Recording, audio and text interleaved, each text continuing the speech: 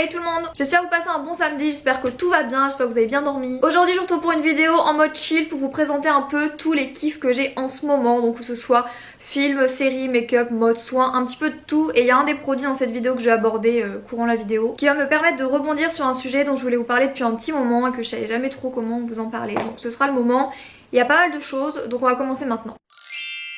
Et la première chose dont je voulais vous parler, c'est une application. J'ai été contactée il y a quelques temps pour me parler de cette application qui s'appelle Connecto. Et comme à chaque fois que je me fais contacter, je regarde, je me renseigne, je teste un peu l'application. Si j'aime beaucoup, j'en parle, sinon je n'en parle pas. Et vu que je vous en parle, c'est que j'aime beaucoup. Alors Connecto, c'est quoi? C'est tout simplement une application de rencontre. Alors non, ne vous inquiétez pas. Je suis toujours avec mon copain, je ne cherche pas de nouvelles relations. Pourtant j'utilise Connecto. Parce que Connecto, ça peut être une application de rencontre pour l'amour, mais c'est également une application de rencontre pour une amitié, une rencontre, selon les centres d'intérêt, selon l'endroit où on est, selon les langues qu'on parle, un peu de tout. Ça vous permet de faire de nouvelles rencontres, de trouver des gens qui ont les mêmes centres d'intérêt que vous, mais pas que. Imaginons vous avez envie de casser cette barre de la langue et vous voulez discuter, je sais pas, avec un japonais ou une japonaise, vous pouvez quand même écrire tout simplement vos messages et l'application Connecto va directement traduire dans la langue correspondante à la personne avec qui vous discutez. Mais Connecto, ils se sont dit on va pas s'arrêter à l'irréel, on veut aussi du réel. Du coup ils ont mis en place une option qui vous permet de rencontrer des gens disponibles sur Connecto directement dans la vraie vie. Parce que par exemple on est à New York, on fait une recherche, on veut connaître des jeunes, je sais pas, de 18 à 28 ans, on s'en fout un peu de l'âge, qui parlent français. Dans le quartier de Manhattan, à New York ou autre, on lance la recherche et ça va directement nous mettre en contact avec toutes les personnes qui parlent le français dans cette zone pour qu'on puisse se rencontrer, aller boire un chocolat ou autre, et ça je trouve ça trop bien. Et du coup vous avez également un fil d'actualité comme pour d'autres applications. Vous pouvez vous abonner à des personnes, des amis, des nouvelles rencontres, mais vous pouvez également vous abonner par exemple aux actualités de votre ville ou d'une ville que vous kiffez ou vous allez prochainement aller. Donc c'est une application où il n'y a aucune publicité et qui ne fait aucune vente de données. Je vous mettrai le lien de téléchargement en bas dans la barre d'infos. Venez, plus on est de fous, plus on rit, et on passe au produit suivant. Alors, numéro 2, on va parler de Netflix. Je vais essayer de pas faire de spoiler parce que la saison 2 elle est assez récente, mais je vous parlais de You. Je me suis réveillée comme d'habitude 18 ans après la guerre, j'ai commencé You saison 1 peu de temps avant que la saison 2 ne sorte. Et ça c'est juste un gros kiff. Commencer une saison 1 que t'as kiffé quand la saison 2 sort, donc quelques jours après. Du coup j'ai pu m'enchaîner la saison 1 une semaine après la saison 2 et j'ai vraiment adoré. Pour celles et ceux qui ne connaissent pas You, je vais vous dire un peu quelques mots mais sans trop dire pour pas non plus trop spoiler, même si je pense que je ne spoil plus après 2 ans de la saison 1.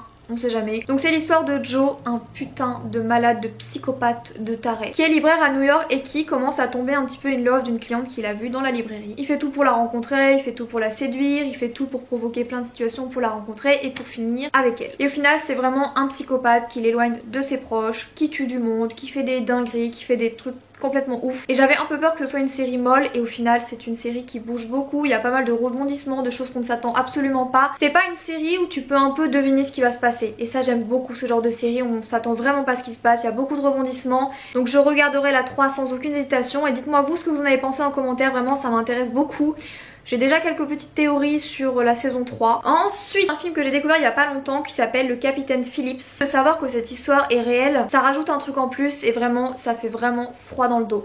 Donc en gros, qu'est-ce que c'est? C'est ce qu'on peut appeler une histoire de piraterie un peu modèle, donc c'est vraiment comme des pirates. Donc le capitaine Phillips c'est un capitaine de la marine américaine qui devait faire un transport avec son équipage, je crois qu'ils étaient une quinzaine, en longeant les côtes somaliennes et apparemment les côtes somaliennes à une certaine époque c'était assez risqué. Il y avait des notes données au capitaine dans la marine ou même à l'équipage qui disaient qu'il fallait faire attention car il était possible, même si c'était pas arrivé très fréquemment, il était possible d'être attaqué par des pirates pour aborder votre bateau, prendre votre marchandise, vous tuer ou de ce genre de choses. Et puis en passant à côté de la Somalie, en longeant un petit peu le bord de la Somalie, il y a 2 bateaux qui se mettent à s'approcher très rapidement de l'énorme bateau du capitaine Phillips qui contenait beaucoup de marchandises. Vous imaginez bien qu'un énorme bateau comme ça ne va pas très vite alors que des petits trucs à moteur ça va super vite, du coup ils les rejoignent très rapidement. Et débute pour le capitaine Phillips, je vous dis pas trop, une énorme prise d'otage qui dure environ 3 ou 4 jours il me semble dans la vraie vie et qui durera peut-être un peu moins dans le film. Enfin vraiment cette histoire elle est frissonnante, les acteurs sont époustouflants et de savoir que c'est réel c'est juste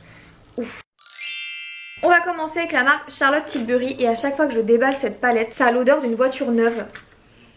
Et je suis fan. Donc c'est la palette Film Star Bronze et Glow de Charlotte Tilbury. Elle est super jolie et c'est une palette avec un miroir qui contient 2 fards, un bronzer et un highlighter. Sauf que ce bronzer, donc c'est celui que je porte aujourd'hui, c'est le plus beau bronzer de toute ma collection. Parce que c'est un bronzer qui est suffisamment relevé pour vous faire un joli contouring ou un joli bronzer si vous voulez juste vous bronzer le teint, mais qui ne va pas tirer au orange, qui ne va pas être trop dur à s'estomper, qui va pas en un coup de pinceau s'estomper. Enfin vraiment il est trop bien. Il est travaillable et modulable comme je l'aime. Il est doux, c'est pile poil la teinte que je veux. Donc si vous avez un petit peu la même couleur de peau que moi ou la même façon de vous faire le contouring, je vous la recommande énormément. Et l'highlighter est aussi super beau. Je pense que vous avez remarqué maintenant que depuis limite un an et demi, ce que je porte c'est toujours à peu près ce genre de choses sur les lèvres. C'est devenu un petit peu ma touch. Et je vous disais à chaque fois que mon combo c'était Kylie Cosmetics plus Natasha Denona en mettant un gloss par dessus. J'ai trouvé un nouveau combo, c'est de la bombe. Donc le premier c'est le Hollywood Lip, donc c'est la première fois de toute ma vie que je vois une texture pareille pour les lèvres, parce que c'est tout simplement un rendu un peu velours. Vous allez avoir l'impression que c'est un peu comme une peau de pêche, un peu velours comme ça. C'est hyper lumineux, c'est magnifique. Donc c'est de la catégorie Hollywood Lip et c'est la teinte Charlotte Darling. Mais le secret de ce genre de combo lèvres c'est de rajouter un gloss par dessus. Et ce gloss c'est vraiment une merveille. Il est doux, il est beige, lumineux, il est magnifique. Toujours de Charlotte Tilbury. Je suis en train en ce moment de faire mes premiers tests de la marque. C'est vraiment un gros coup de cœur. Vraiment j'ai adoré. Et donc celui-ci c'est la teinte Séduction. Il me semble que c'est un lip glaze, je vous remettrai ça en barre d'infos, en teinte Séduction.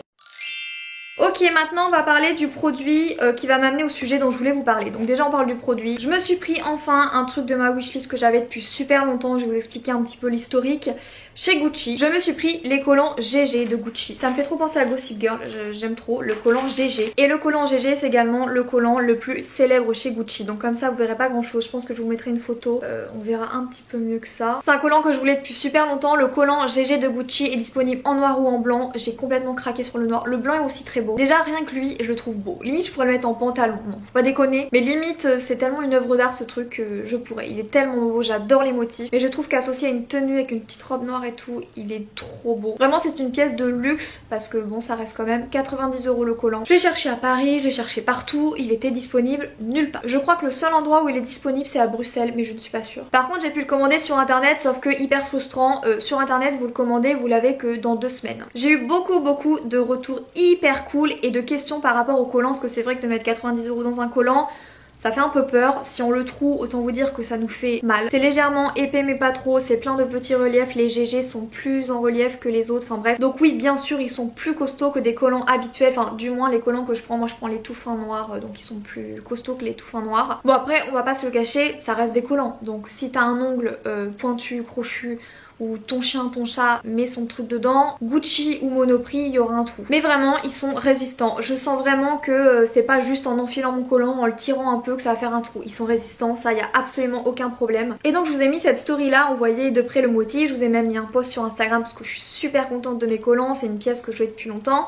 Et suite à cela j'ai reçu pas mal de... Enfin pas mal, non faut pas déconner, c'est une minorité encore une fois, mais c'est une minorité qui cause, qui envoie des messages, qui piapiaille. Donc j'ai reçu des messages qui me disaient 90 € pour un collant, tu te fous de la gueule du monde, dit hyper méchamment, limite insultant, vraiment haineuse, mienne quoi. Comme j'en avais eu également un petit peu mon sac Dior, et c'est vrai que j'écoute beaucoup ce que me dit ma communauté, même si ça pour moi ça fait même pas partie de ma communauté, c'est vraiment des gens extrêmement malveillants, mais je tenais quand même à faire une petite mise au point. Je sais que j'ai eu un sac Dior, je sais que je me suis payé des collants à 90 €, je sais qu'il y a beaucoup de hauls en ce moment sur ma chaîne. Déjà premier point, je voulais vous dire que c'est ma passion, mais c'est ma passion avec un grand P. Quand je m'achète un blazer chez Zara, des collants chez Gucci, un sac chez Dior ou même des bottes sur Naked, vraiment je suis comme une folle. Quand je reçois des pièces, quand j'achète des pièces et que j'imagine les tenues, je suis comme une dingue, vraiment j'adore ça. Ça reste mon métier, c'est normal que je change souvent d'habits, sinon je ferais tout le temps les mêmes photos avec les mêmes vêtements et c'est pas ce que vous recherchez, c'est pas du tout ce que j'aime et ce que je recherche non plus. Donc j'ai des messages haineux qui me reprochent d'acheter des collants à 90 € ou d'un sac à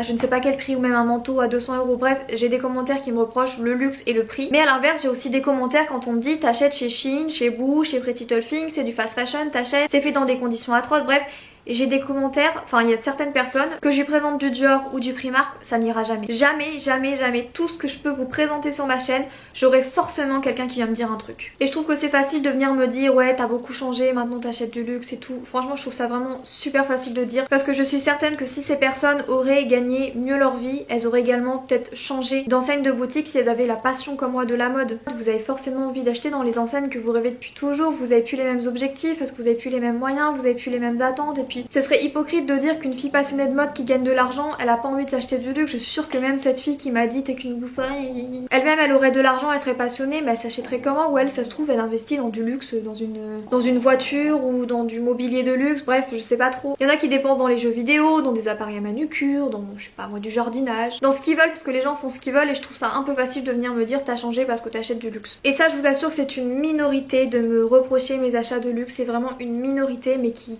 piapiaille beaucoup encore une fois, donc je voulais vous en parler.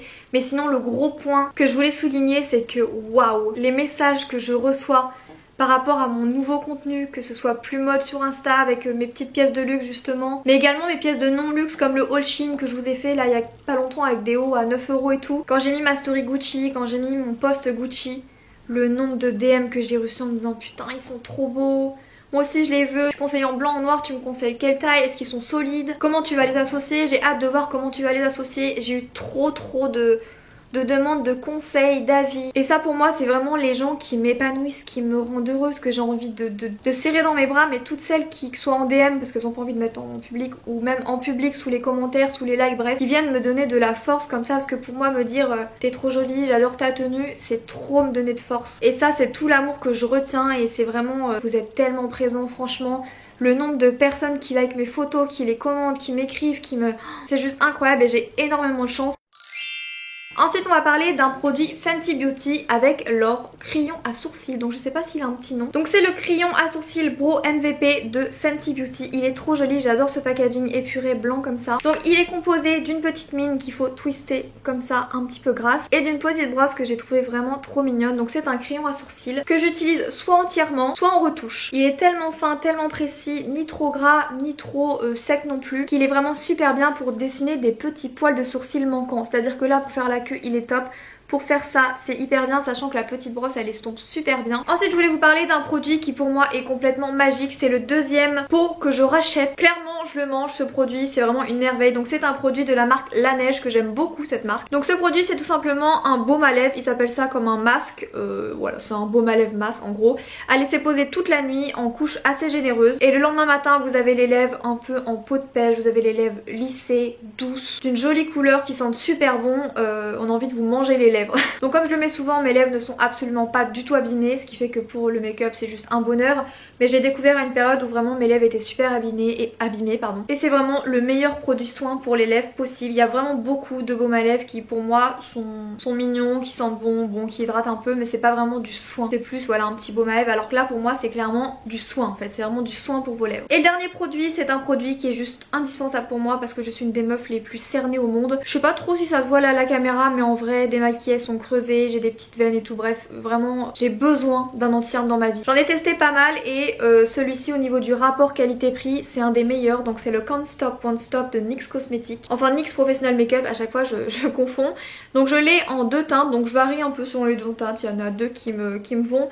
Donc là c'est la Light Ivory, c'est un produit qui est vraiment top parce qu'il est épais mais pas trop, parce que quand c'est trop épais des fois ça peut faire un peu d'effet cakey. Et je le tapote au pinceau et le résultat est juste ouf. Par contre je suis obligée de le poudrer parce que sinon il file un petit peu, mais comme je poudre tout le temps pas de soucis et vraiment je l'adore. Il y a vraiment énormément de teintes, je crois que c'est un des anti-cernes où il y a le plus de teintes et je trouve qu'il fait un effet de ouf, donc vraiment hyper fan. Écoutez, voilà pour cette hyper longue vidéo, j'espère qu'elle vous aura plu. C'est une vidéo un peu chill. Si cette vidéo vous a plu, n'hésitez pas à mettre un pouce vers le haut et un petit commentaire, comme toujours ça me ferait trop plaisir. Rejoignez-moi sur Instagram, je vous le mettrai juste ici. Je vous fais plein d'énormes bisous et on se donne rendez-vous mercredi pour une prochaine vidéo. Bisous.